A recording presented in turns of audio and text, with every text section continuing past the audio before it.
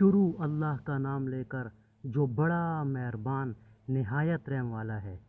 اور ہم نے ان کو اسحاق دیا اور یعقوب، ہر ایک کو ہم نے ہدایت کی، اور پہلے زمانے میں ہم نے نوح کو ہدایت کی اور ان کی اولاد میں سے داؤد کو اور سلیمان کو اور ایوب کو اور یوسف کو اور موسیٰ کو اور ہارون کو، اور اسی طرح ہم نیک کام کرنے والوں کو جزا دیا کرتے ہیں۔ اور نیز زکریا کو اور یحییٰ کو اور عیسیٰ کو اور الیاس کو، سب نیک لوگوں میں سے تھے۔ اور نیز اسماعیل کو اور یسع کو اور یونس کو اور لوط کو، اور ہر ایک کو تمام جہان والوں پر ہم نے فضیلت دی۔ اور نیز ان کو کچھ باپ داداؤں کو اور کچھ اولاد کو اور کچھ بھائیوں کو، اور ہم نے ان کو مقبول بنایا، اور ہم نے ان کو راہ راست کی ہدایت کی۔ اللہ کی ہدایت ہی ہے جس کے ذریعے اپنے بندوں میں سے جس کو چاہے اس کو ہدایت کرتا ہے۔ اور اگر فریضاً یہ حضرات بھی شرک کرتے تو جو کچھ یہ اعمال کرتے تھے سب اکارت ہو جاتے۔ یہ لوگ ایسے تھے کہ ہم نے ان کو کتاب اور حکمت اور نبوت عطا کی تھی، سو اگر یہ لوگ نبوت کا انکار کریں تو ہم نے اس کے لیے ایسے بہت سے لوگ مقرر کر دیے ہیں جو ان کے منکر نہیں ہیں۔ یہی لوگ ایسے تھے جن کو اللہ تعالیٰ نے ہدایت کی تھی، سو آپ بھی انہی کے طریق پر چلیے۔ آپ کہہ دیجئے کہ میں تم سے اس پر کوئی معاوضہ نہیں چاہتا، یہ تو صرف تمام جہان والوں کے واسطے ایک نصیحت ہے۔ اور ان لوگوں نے اللہ کی جیسی قدر کرنا واجب تھی ویسی قدر نہ کی، جبکہ یوں کہہ دیا کہ اللہ نے کسی بشر پر کوئی چیز نازل نہیں کی۔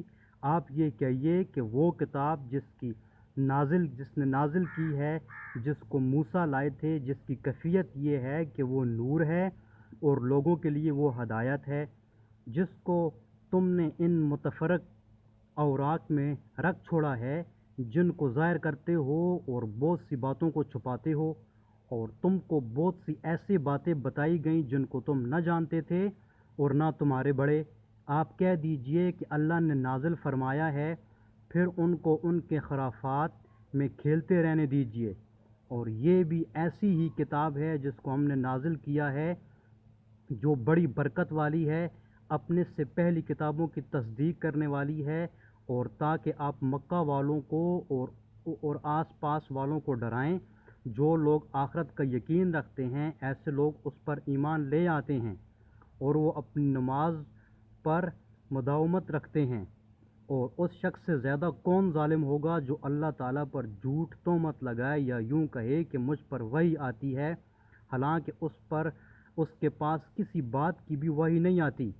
اور جو شخص یوں کہے کہ جیسا کلام اللہ نے نازل کیا ہے اسی طرح کا میں بھی لایا ہوں، اور اگر آپ اس وقت دیکھیں جب کہ یہ ظالم لوگ موت کی سختیوں میں ہوں گے اور فرشتے اپنے ہاتھ بڑھا رہے ہوں گے کہ ہاں اپنی جانیں نکال لو، آج تم کو ذلت کی سزا دی جائے گی اس سبب سے کہ تم اللہ تعالیٰ کے ذمہ جھوٹی باتیں لگاتے تھے اور تم اللہ تعالیٰ کی آیات سے تکبر کرتے تھے، اور تم ہمارے پاس تنہا تنہا آ گئے جس طرح ہم نے اول بار تم کو پیدا کیا تھا، اور جو کچھ ہم نے تم کو دیا تھا اس کو اپنے پیچھے ہی چھوڑ آئے، اور ہم تو تمہارے ہمراہ تمہاری ان شفاعت کرنے والوں کو نہیں دیکھتے جن کی نسبت تم دعویٰ رکھتے تھے کہ وہ ہمارے معاملات میں شریک ہیں۔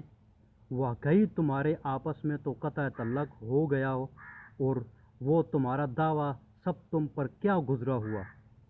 بے شک اللہ تعالیٰ دانا کو اور گٹھلیوں کو پھاڑنے والا ہے، وہ جاندار کو بے جان سے نکال لاتا ہے اور بے جان کو جاندار سے نکالنے والا ہے۔